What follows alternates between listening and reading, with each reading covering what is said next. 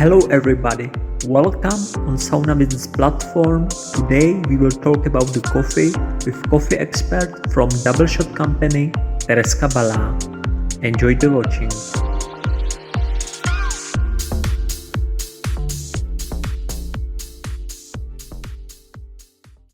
Hello, Terezka. I am happy we are in the beautiful place. This is the workshop room of the Doubleshot company. It's a so-called training center of our roaster in Okay, Doubleshot. okay. I normally use the workshop center. Of course, you can And use it. how you can see around us is a technology for the preparation of the coffee. So today we have a very nice topic about the coffee. And Terezka is the person who can talking hours and hours about coffee, but it will be very short video. I promise. I hope. But you can see, but you cannot smell a nice smell aroma of the coffee. What we have today here? So today I prepared for us by V60. This is the method of preparation of filter coffee. I prepared our Nicaragua. It's called El Poste. It's the package we have here. So we roasted this coffee quite a few days ago. So it's like 7 days ago, and I just prepared it a few minutes ago. So it has a really nice You aroma. can hear it. Just a few sentences and you have a lot of information about the coffee. It's great, and I'm very happy that we can talk together here in this beautiful place.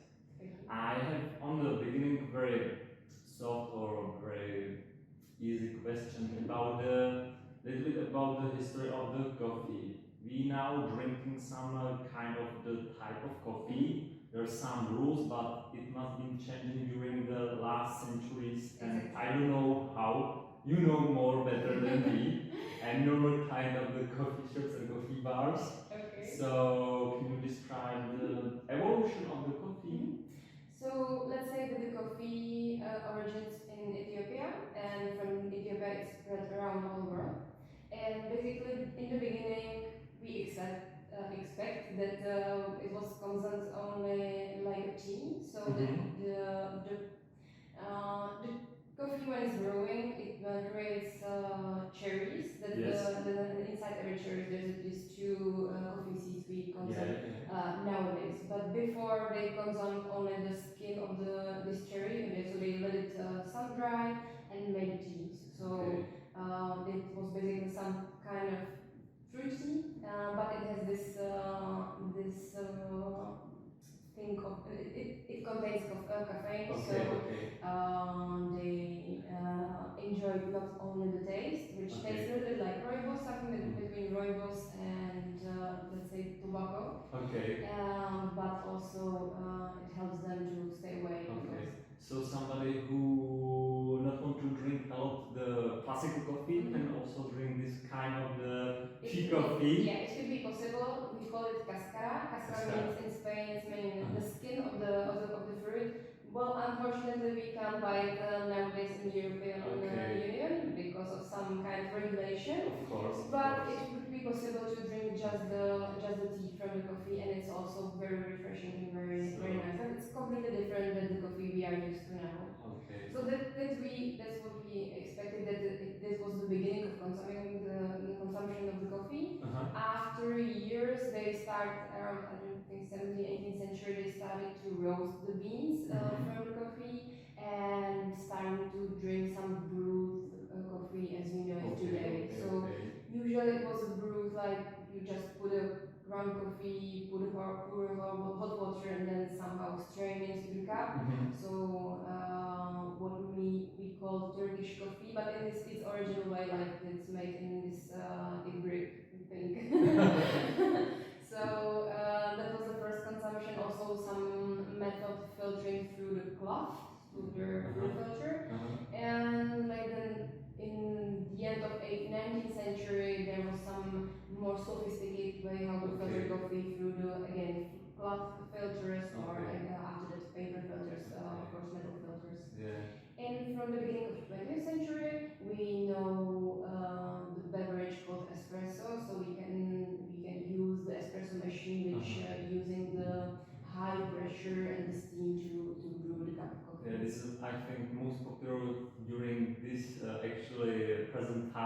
this Definitely. kind of the coffee. Definitely. But my parents or grandparents still had this kind of the coffee drinking. And it can have a realization this time because like there was a big like hype about espresso during this last 70 years, let's say. But in last, what I can say, 10 years, we are getting back to filter coffee and we enjoy it more. And this is maybe connected with also the changing of in a preparation and processing the coffee. So the thing we will talk about for sure about the way how we proceed to the beans from the beginning to the end stage in a cafe. It's kind of changing, and now we can more enjoy also the filter coffee, which like tastes more like coffee, not like burnt black water. So we have now more technology or information about the structure of the coffee, the taste, and like this. So yeah, it's like the renaissance of the filter coffee. Yes. So and also I think the many companies going to back to roots for the base, find the base, and after the develop more and make the clients happy. I think. That's what we are aiming for. So good luck. Thank you. Thank you for the very fast describing of the coffee history during the last centuries. And I think most of us would like to. Can you explain us the process from the plant, the coffee bean, the history? How? To the cup. We call it from bean to cup. So like it's the from the verb bean to your cup. So the process you call it like this, from the plant to the cup of beautiful tasty coffee. Yes. Okay, can you a little bit? So as I said before, the coffee plant creates cherries. So we have to harvest the cherries. It's very important to harvest the cherries in a high stage of ripeness because then there are a lot of sugars developed inside of the fruit. And then we have to somehow process the coffee. So that means at first like get rid of the skin of the cherry, and also we want to enhance some fermentation process in a cherry to like get the sugars and acids inside the bean. So there are three basic ways how to do that. We call it natural, wash, and honey. Natural processing means that we just sun dry the cherry as it is. So all fermentation process is happening inside the bean, under the skin. We use this hot water and warm environment to basically dry the fruit as you so dry. So most country who produce the coffee, there's the sun all the time or during the year. Well, let's say that most of them, like these methods of preparation or methods of processing is changing exactly because of this. So there are countries where there is a sunny all the time, and they can produce natural processed coffee very nice and very well. So it is, for example, Panama or Brazil or Ethiopia. But on the other side, there is a Colombia, for example, where when there's a end of the harvest season, there is the season of rains, so they can't produce such a nice natural processed coffee because there's too much humidity. So for them, it's more convenient to use wash process. Wash processed coffee, that means that you somehow depulp the bean. So you have a bean covered by a layer of the pulp. And you put it in the water tanks for example 48 hours. In these 48 hours you soak the bean, and the fermentation process is beginning underwater. And after you clean it, you wash it, this is why it's called wash process, and you put it on the sun again, or it doesn't have to be on the sun, you can place it in some greenhouses, and you sun dry or dry the beans, and after that you roasted it. So in the first method, the nature processed coffee, you sun dry all the fruit and then get rid of the skin and all the layers. So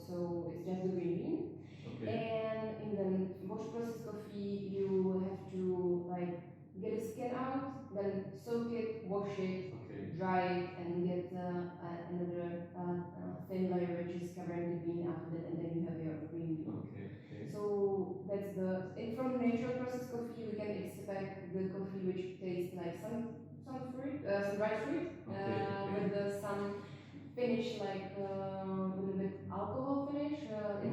Usually this natural processed coffee it tastes like if you put, for example, cherries into rum and covered it in chocolate. So this is kind of bonbons. That's how does usually a natural processed coffee taste. From washed processed coffee, we have this clean cup. We call it clean cup with the enhanced acidity, but also with some kind of sweetness. But it's much more without this funky nose of alcohol like in a natural processed coffee. And then we have the third process. It's called honey. In that process, we remove the skin at first, same like in wash process coffee, but we do not use any water, but we just put it on the sun. So then you have the beans, which is covered by the layer of the pulp, which is really sugary. So it looks like it's covered in honey. So that's why we call it honey processing. But there's no real honey involved. So vegan friendly. So that's honey processing. You again sun dry, then you get rid of all the layers, and you have only the green beans. And then if you roast the green bean processed by honey processing, it tastes a little bit like caramel. It's high sweetness, full body, but it doesn't have this funky So these three processes depends on the weather. On the weather and also on the climate and how high the altitude will definitely have an impact on the taste of the coffee. And let's say that as higher the coffee is growing, as better it is, but also it has to have some kind of high temperature. The best beans are around 2,200 meters, back again. The best beans are from 1,600 and higher, but the temperature couldn't go below 20 degrees of Celsius. Some kind of warm weather, but high altitude will definitely help with the development of sugars and acids in bean. So this free process, natural wash and honey, really depends on the weather and also on the will of the farmer, because some farmers are like inclining to do what they did in the past, so they didn't want really to try new things. That's really slightly changing nowadays. They are also willing to experiment a bit, but usually it's like really think of the habit. Thank you. So that's the method of processing. From all these three processing, we have a green bean.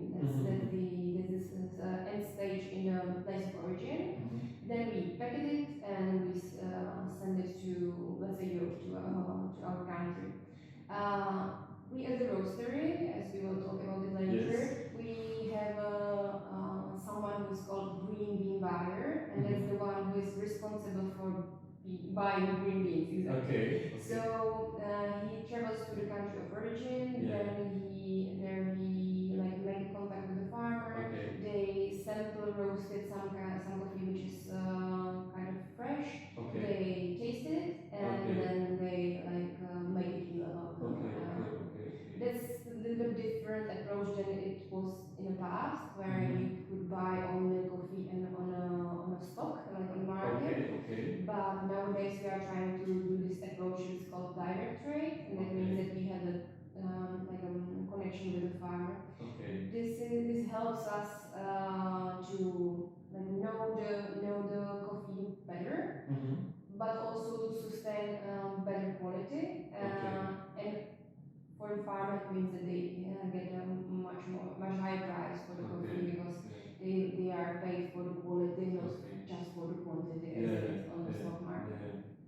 So after that, we make a deal. After, let's say, 2-3 months, it takes when then the coffee is traveling above the sea in containers on boats, let's say from Ethiopia here to Prague, or from Ethiopia to Hamburg, from Hamburg to Prague, somehow here. And here we roasted it in roastery, we packed it, and then we sell it to our wholesale customers, to the cafes, or to our customers here in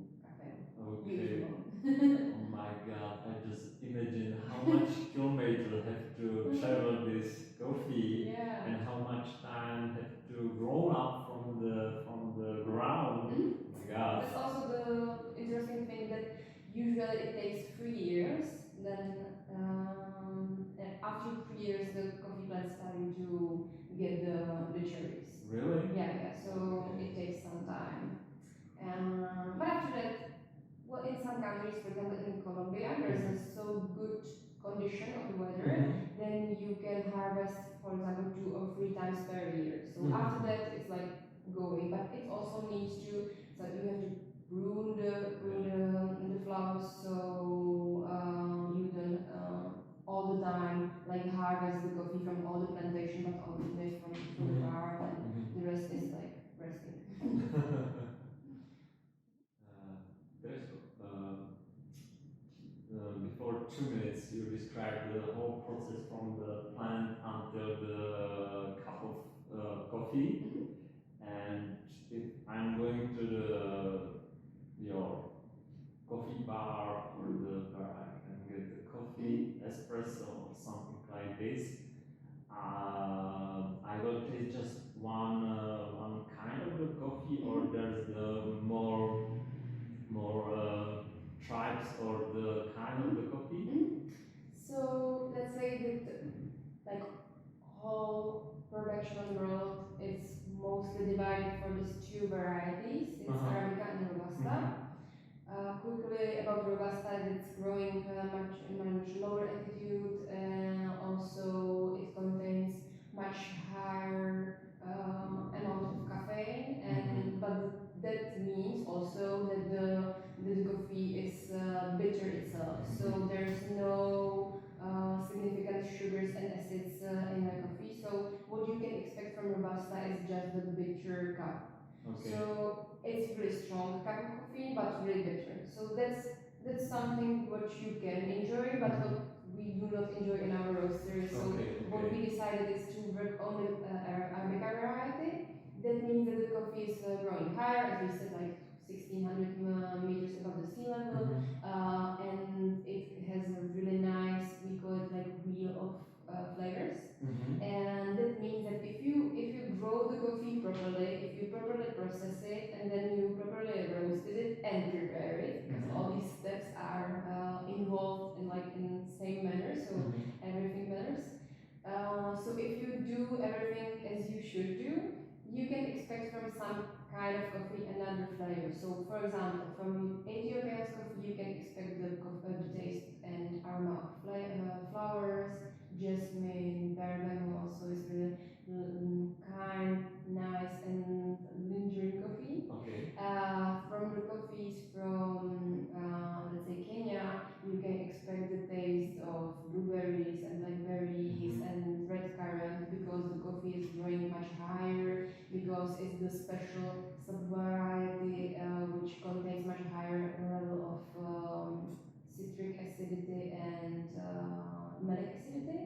So it's also tastes different. And for example, if you take the coffee from Guatemala, it usually tastes like nougat or some like nuts and chocolate and cocoa. So every terroir, every region of the growing of the coffee has an impact on the taste of the coffee, but it's also the variety. And if we are talking about Arabica, it's not the same Arabica all around these countries, but it has some kind of sub-varieties. So for example, what we are drinking here, it's Nicaragua, and the variety is called Pacamara. So Pacamara is one of the combination of another variety, because the coffee is like evolving not only naturally, but also we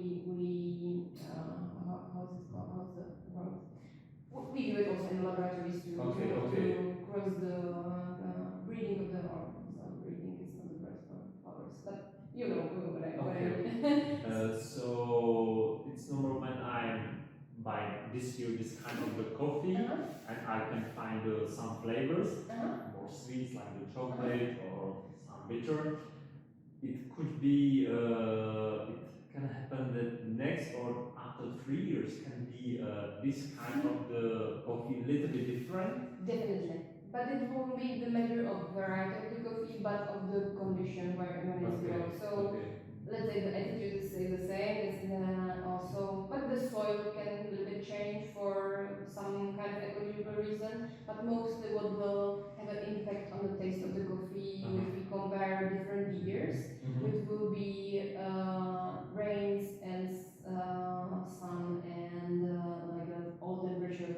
Not only during during the year, but also during this method of processing. So we were talking, for example, about wash processing, and it really matters when you put the coffee in these water tanks. If outside there's a temperature of 25 or 45 degrees of Celsius, and this easily can happen because you can now it's May and it's 12 degrees Celsius outside today, and tomorrow it will be 22. So this also can happen, and then it will have an impact on the taste of the coffee. So everything depends on the nature environment.